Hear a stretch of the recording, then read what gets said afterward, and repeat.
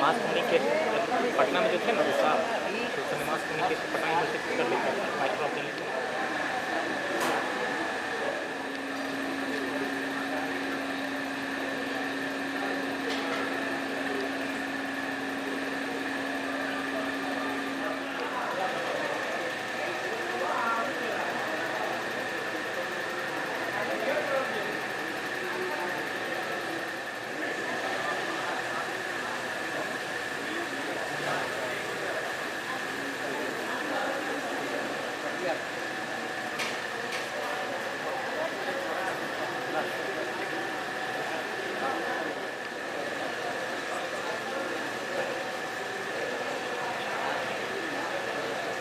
सादर प्रणाम करती हूँ, चरण स्पर्श करती हूँ और आज के इस विशेष कार्यक्रम में आप सभी लोगों का हृदय से स्वागत करती हूँ।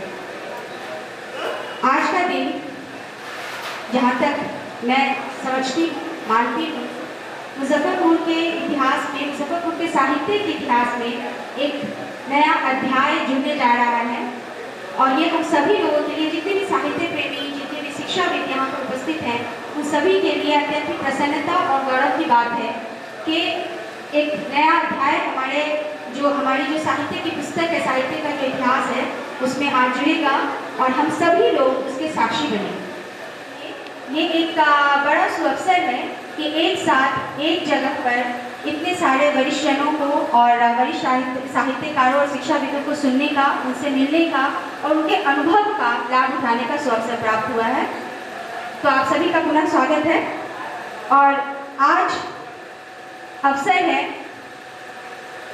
मुजफ्फरपुर के एक ऐसे वरिष्ठ विद्वान, एक ऐसे वरिष्ठ प्राध्यापक, एक ऐसे वरिष्ठ लेखक के एक नए सृजन को साहित्य की धरती पर बाहर आने का, जिनके बारे में जिन्होंने एक साथ हिंदी, अंग्रेजी व बांग्ला में रचनाएं की हैं, लेकिन क्षेत्र में कार्य किया है।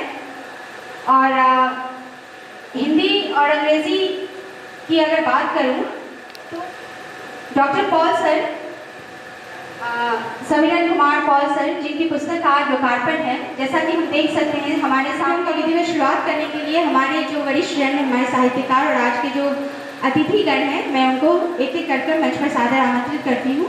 और इस क्रम में सबसे पहले आज के हमारे मुख्य अतिथि डॉक्टर प्रमोद सर को मंच पर सादर आमंत्रित करती हूँ।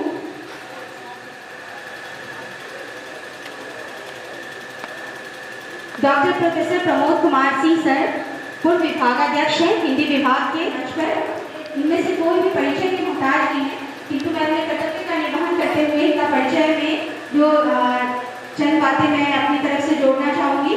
सर का संक्षिप्त परिचय यही है कि यह साहित्यकार और रचनाकार हैं, ये सभी हम जानते हैं, शिक्षाविद हैं, यह भी जानते हैं। सर किसी भी परिचय के मोहताज, कवि, संस्कृति प्रेमी।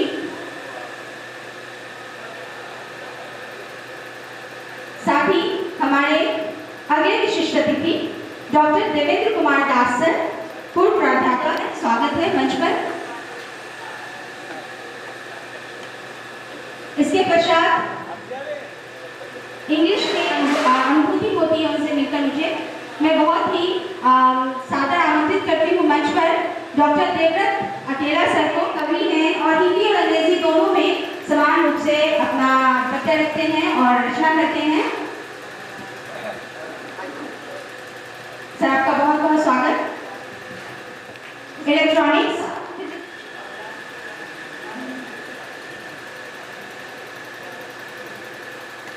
आप सभी अतिथियों का, और इसके साथ हिंदी अंग्रेजी विभाग से पुनः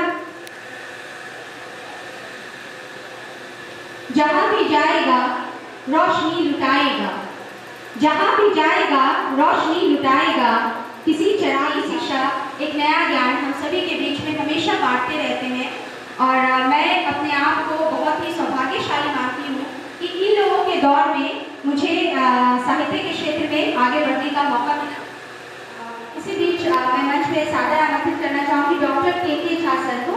यह सभी के लिए ना केवल है, और मैं ऐसा महसूस कर रही हूँ कि मुजफ्फरपुर की धरती निसंदेह आज बहुत मुस्कुरा रही होगी कि एक साथ। इसी बीच मैं मंच पे सॉरी मैम को, you are most welcome ma'am, आपका सादर अभिनंदन है मंच पर। और मैं कह रही थी जो हमेशा अपनी साहित्यिक गतिविधियों के लिए जानी जाती है और बिहार की साहित्यिक राजनीति के राजधानी की जाती है, जहाँ पर है, और अब लौटते हैं और चलते हैं उस ओर जिसके लिए आज हम सभी यहाँ पर एकत्रित हुए हैं। आज अवसर है कि मैं मेरी तरफ से जो कहना चाहूँगी,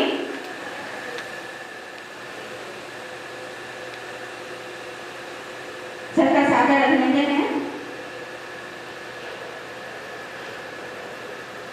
और कार्यक्रम को विधिवत शुरू करने से पहले सर, आज इस अवसर पर आपने मुझे बुलाया दोनों में ही, तो यदि कार्यक्रम के संचालन के दौरान मुझसे किसी प्रकार की कोई त्रुटि होती है तो उसके लिए मैं अपनी क्षमा चाहती हूँ। अनुजा समझ के एक बार जोरदार तालियों से नजर गई थी, वह उसको अवसर बनाकर उसका सदुपयोग कर रहे थे। तो सर, आप हम सभी को एक सीख प्रदान कर रहे हैं कि कैसे हम लोग भी जीवन के कठिन दौर में खुद को संभाल के और नया सृजन कर सके। तो सर के विषय में बहुत सी बातें होती रहेंगी। आज जितने भी विद्वजन उपस्थित हुए हैं वह सब सर की पुस्तक पर बातें करेंगे और सर के विषय में बात करेंगे, लेकिन उसके पूर्व हम लोग विधिवत रूप से कार्यक्रम की शुरुआत करते हैं। और जो हमारे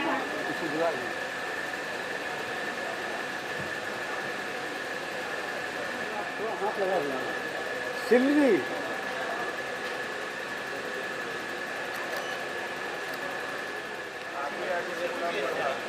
मैडम को उधर से थोड़ा आने दीजिए, मैडम का चेहरा नहीं आएगा। हाँ बस बस। पीर की खत्म जो करनी है जमाने की समर, पीर की खत्म जो करनी है जमाने की समर, चलो हम इल्म की मिलकर शमा प्रज्वलित हो रहा है उस अवसर पर। हम ये आशा करते हैं कि यह पुस्तक हम सभी के लिए शिक्षा के, ज्ञान के और जीवन के अनुभव अंधकार से प्रकाश की ओर जाने की जो भारतीय परंपरा है, दीप प्रज्वलन, उसी का एक उदाहरण है। एक बार आप लोगों से मेरा निवेदन होगा, अपनी अपनी जगह से उपस्थिति दर्ज कर दें तो ज़्यादा अच्छा रहेगा। आप सभी लोग से निवेदन है कि अपने स्थान पर इससे खड़े होकर इसमें सम्मिलित हो।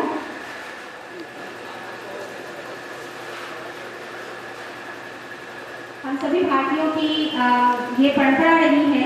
के लिए मैं मंच पर सादर आमंत्रित करती हूँ हेमा सिंह मैम को, जो लेखिका का सादर अभिनंदन है। और आप सभी लोगों से निवेदन है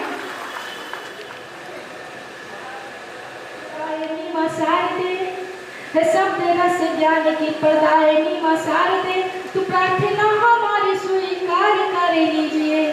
शब्द शब्द काव्य का संवार दे, निखार दे माँ। शब्द शब्द काव्य का संवार दे, निखार दे माँ। अर्चना हमारे स्वीकार कर लीजिए। कविता में टूटिले से मात्र न हमारी रहे, कविता में टूटिले से मात्र न हमारी रहे। याचना महिमा की स्वीकार कर लीजिए, याचना महिमा की स्वीकार कर लीजिए। अब माँ सरस्वती वरदान दो, मुझको अमर स्वर ज्ञान दो।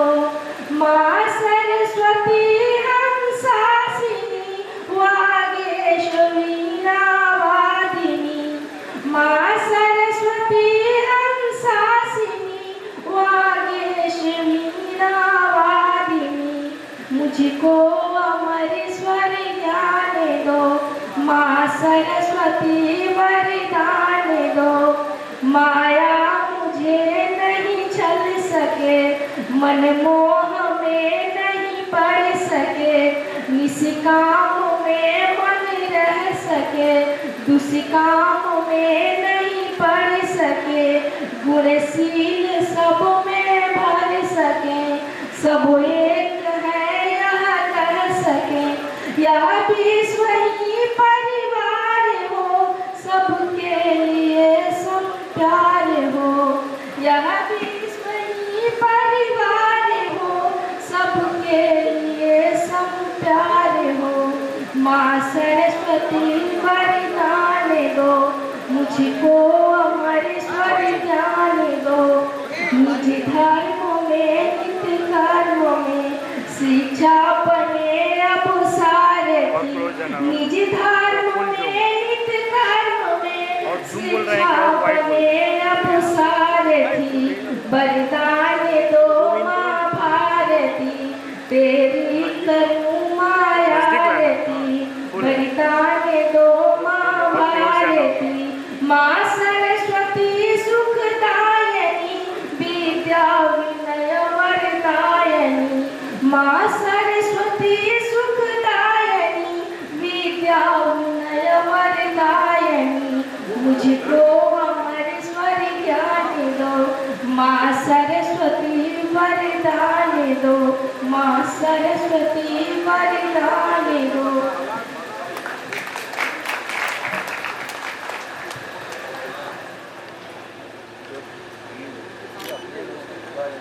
एक बार जोरदार ताली से अभिनंदन करें। यह अवसर हम सभी को बहुत कम मिलता है जब कई पीढ़ी एक साथ इकट्ठे होते हैं कि दिग्गज और सत्य माथो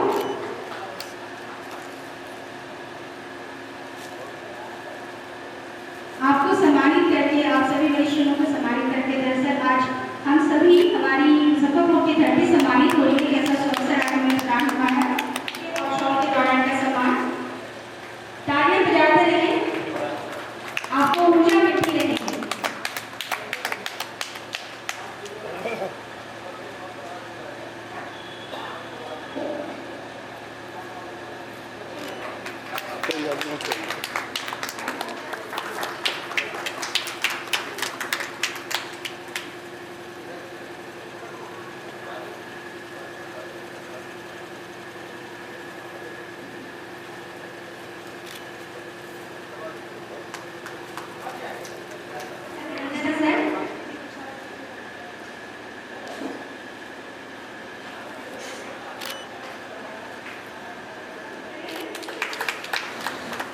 जब हम किसी को सम्मान प्रदान करते हैं तो दरअसल में वो हमारा अपना सम्मान होता है। हम इस योग्य हैं, हमारे अंदर ये समझ है कि हम किसी को सम्मान प्रदान कर रहे हैं, तो हम जहाँ से जिस रूप में सम्मान प्रदान कर सकते हैं उसी रूप में सम्मान लेने की कोशिश करें।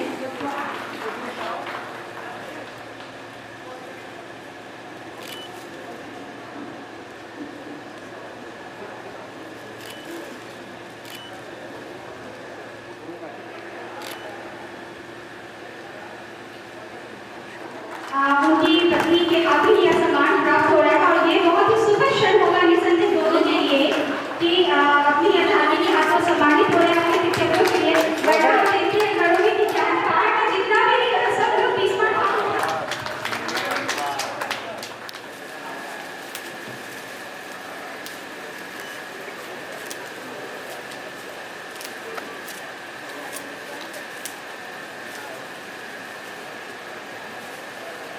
तो क्लैपिंग होना चाहिए।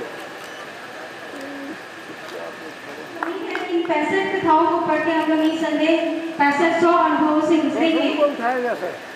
जब भी कोई लेखक कोई रचना करता है तो एक नवीन से एक छोटी रचनाकार के तौर पे भी मैंने ये महसूस किया है कि हम कोशिश करते हैं कि अपने और सर इतने वरिष्ठ हैं, इन्होंने पूर्व में भी इतनी सारी पुस्तकों का वो क्या रचना किया है, तो मैं उम्मीद करती हूँ कि इसमें सारे विश्वविद्यालय और दरभंगा विश्वविद्यालय दोनों विश्वविद्यालय के अनेक कॉलेजों में इन्होंने 1980 से लेकर लिखिका में बहुत ही छुपी हूँ और शिक्षक और आपने उसको गुजारते हुए यहाँ तक पहुँचे हैं। एक नई पुस्तक की भी रचना की है, कोरोना के दौरान आपने दर्जनों पुस्तकें की रचना की, तो यह निसंदेह सर बहुत बड़ी बात है। हम सभी को इसमें बहुत ही गौरवान्वित होना चाहिए कि हमारे बीच एक ऐसे ऐसी शख्सियत मौजूद है जिन्होंने इतना बड़ा काम किया है। इनकी कुछ पुस्तकें हैं, जो इनकी पहली पुस्तक थी इंग्लिश में, यदि मैं गलत ना हूँ सर, तो पहली पुस्तक इंग्लिश में इन्होंने पहला नॉवेल लिखा है। तो सबसे हम लोग का परिचय कराएं। आपका बहुत बहुत स्वागत है।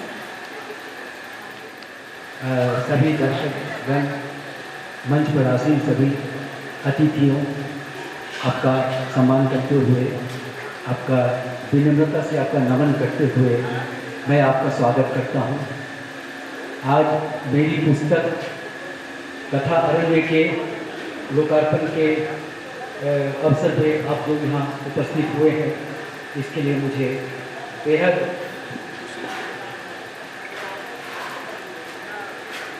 मैं अपनी पुस्तक के बारे में दो शब्द रखना चाहता हूँ। प्रस्तुत पुस्तक कथा अरण्य 65 कहानी का एक संग्रह है। कथा अरण्य बदलती तस्वीर का साक्षी है। साहित्य में कहानी का महत्व बहुत गहरा और व्यापक है। कहानियाँ हमारे जीवन को समृद्ध करती बनाती हैं, कल्पनाशीलता, सृजनात्मक सोच और आत्मविश्वास को बढ़ावा देती है और साथ ही हमें समस्याओं को सुलझाने में मदद करती है। मेरी पुस्तक कथा अरण्य एक ऐसा कहानी संग्रह है जो गहनता और विस्तार लिए हुए है, ठीक वैसे ही जैसे एक घना जंगल। यह केवल कहानियों का संकलन नहीं, बल्कि समाज और जीवन की बदलती तस्वीर का एक जीवंत अनुभव है। इसमें वे कहानियां समाहित हैं जो हमें विभिन्न आयामों से रूबरू कराती हैं, मानवीय संवेदनाओं की गहराई में उतरने का अवसर देती है और आधुनिक जीवन की जटिलताओं पर प्रकाश डालती है। कथा अरण्य की कहानियां में समाज में आ रहे बदलावों को सूक्ष्मता से विश्लेषण किया गया है। पारंपरिक मूल्यों का विघटन, शहरीकरण का प्रभाव, नई पीढ़ी की आकांक्षाएं और बदलते पारिवारिक संबंध, ये सभी विषय इन कहानियों में सजीव हो उठते हैं। मैंने बारीकी से इन परिवर्तनों को दर्शाया है। यह पाठक को सोचने पर मजबूर करेगा कि कैसे समाज की संरचना बदल रही है और इसका व्यक्तिगत जीवन पर क्या असर हो रहा है। रिश्ते अब पहले जैसे नहीं रहे, उनमें नई जटिलताएं आ गई हैं और कथा अरण्य इन सभी को बेबाकी से सामने रखता है। ये हमें विभिन्न संस्कृतियों, सामाजिक संरचनाओं और जीवन के विभिन्न पहलुओं को समझाने में मदद करती है।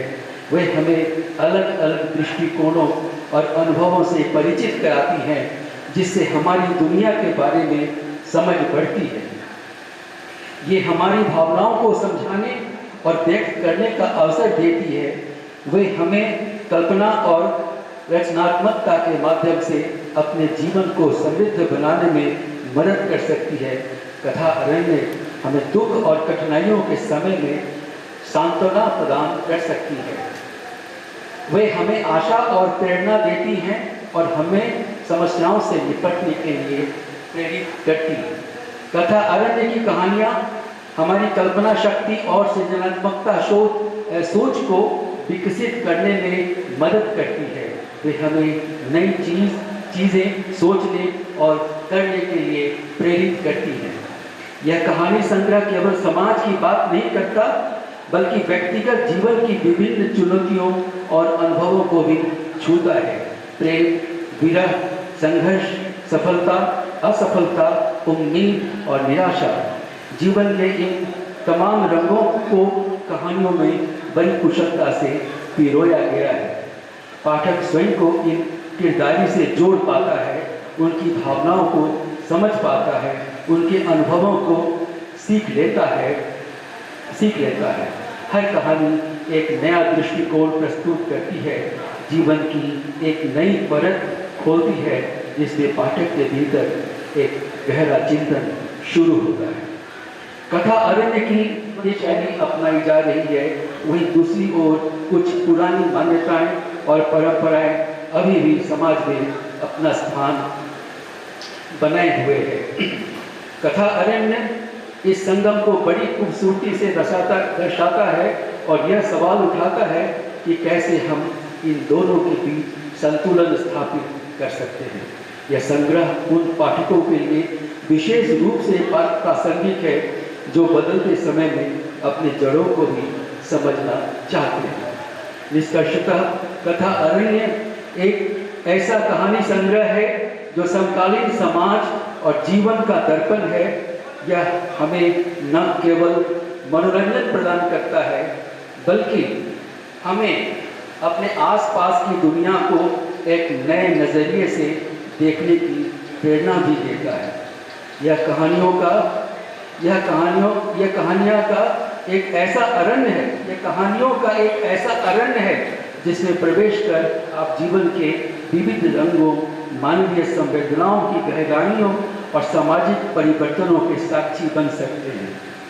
यह उन सभी पाठकों के लिए एक पठनीय संग्रह है जो जीवन और समाज को करीब से समझना चाहते हैं। धन्यवाद।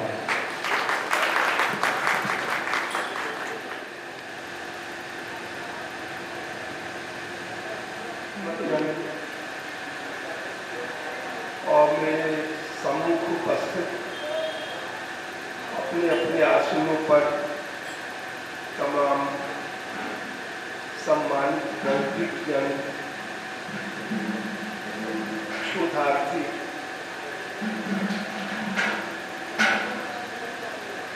सच पूछिए तो यह रचना उत्सव है। मुझे न जाने क्यों ऐसा लगता है कि जब किसी नई रचना का लोकार्पण होता है तो मनुष्यता मुस्कुराती है, संवेदना प्रसन्न होती है और जीवन के जो उच्चतर मूल्य हैं ये मोद मनाते हैं।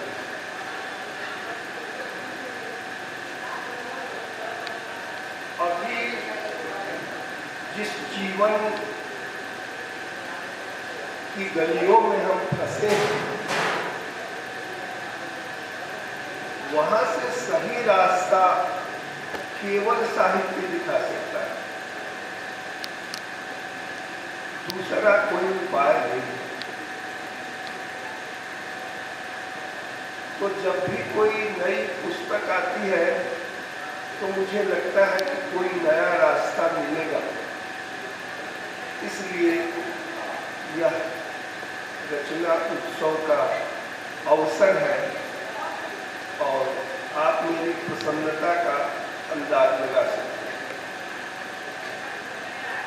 शीर्षक पर विचार करें तो पहले तो यह कर दें कि कथा अरण्य पर एक अत्यंत शानदार और गहराई से विश्लेषण करता हुआ आलेख पाठ किया कथा लेखक, पुस्तक लेखक पॉल साहब ने।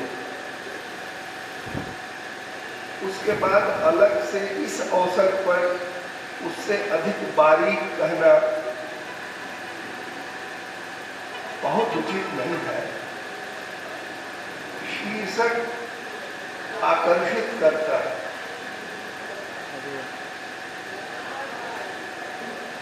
कथा अरण्य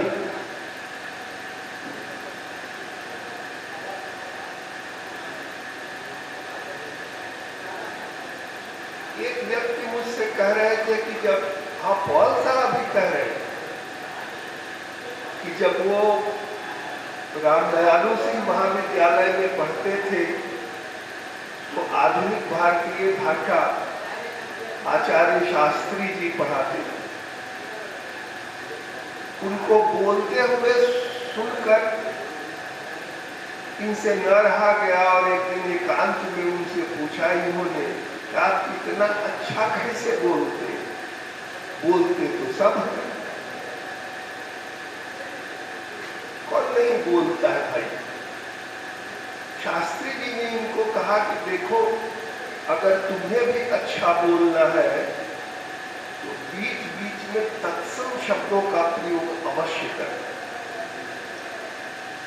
शीर्षक ही चुनते समय इन्होंने अरण्य शब्द लिया।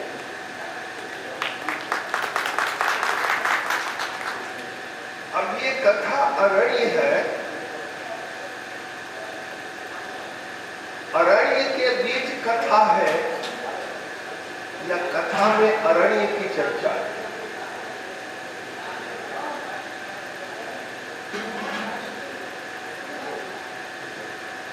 ये अरण्य की कथा है या कथा में अरण्य है?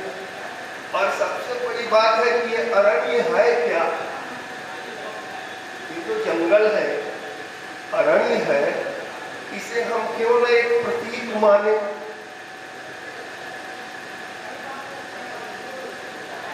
मैं तो इसे प्रतीक ही मानता हूं। और मुझे अपनी एक गजल की 4 पंक्तियां याद आती हैं। औपचारिक यहाँ मिलन क्यों है, नजर कहीं पर कहीं मन क्यों है? औपचारिक यहाँ मिलन क्यों है, नजर कहीं पर कहीं मन क्यों है? अब देखिए तो मैं कहना चाहता हूं कि पास आता हुआ सा है जंगल,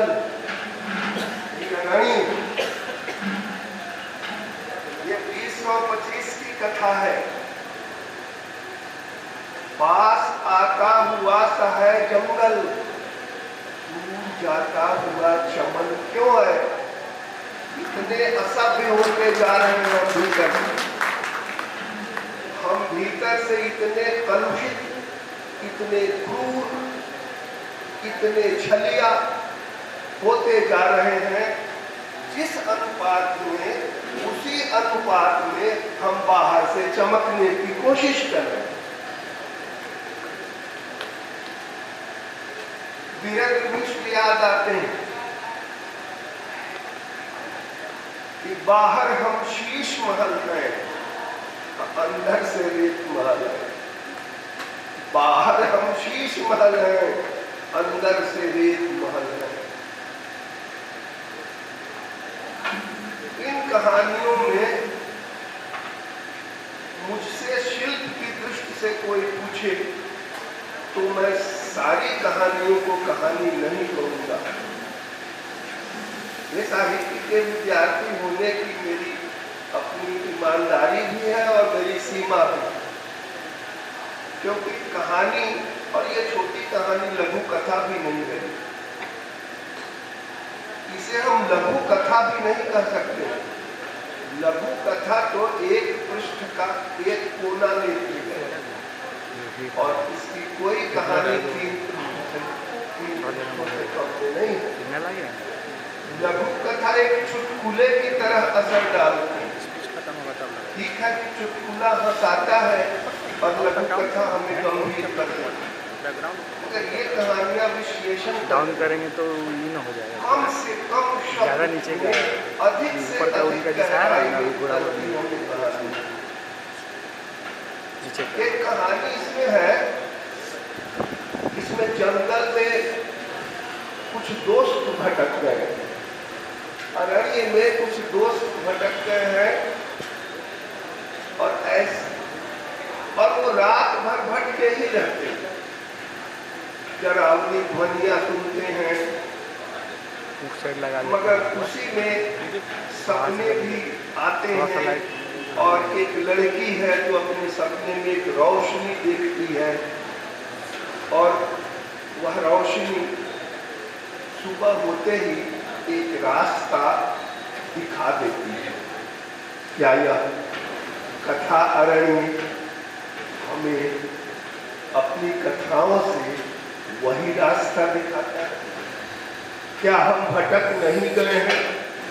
और अगर हम भटक गए हैं तो पौल साहब आप पहाड़ियों में बहुत ऊंचाई पर, वहाँ कोई जा नहीं पाता है, वहाँ जाएगा तो उसको आनंद मिल जाएगा। सांग्रीला पहुंचेगा कि उसे आनंद की प्राप्ति हो जाएगी। और आप जानते हैं, हम जानते हैं कि जीवन का अंतिम जो लक्ष्य है वह आनंद प्राप्त करना है। सुख प्राप्त करना तो वैसे ही है जैसे अभी किसी ने रसमलाई खिला दी और अभी किसी ने तीखा पकौड़ा खिला दिया। रसमलाई गई, पकौड़ा की का तीखापन परेशान कर रहा है, तो खाता है, जाता है, पानी का बुलबुला है, सुख से किसी का काम चला है, सुख कभी रुका है, आनंद रुकता है। इसीलिए वह आनंद जब खोजा जाता है तो जीवन अपने चरम उद्देश्य को प्राप्त करता है। तो सांग्रीला के बारे में है कि उस स्थान पर जो पहुंच जाएगा उसे आनंद मिल जाएगा।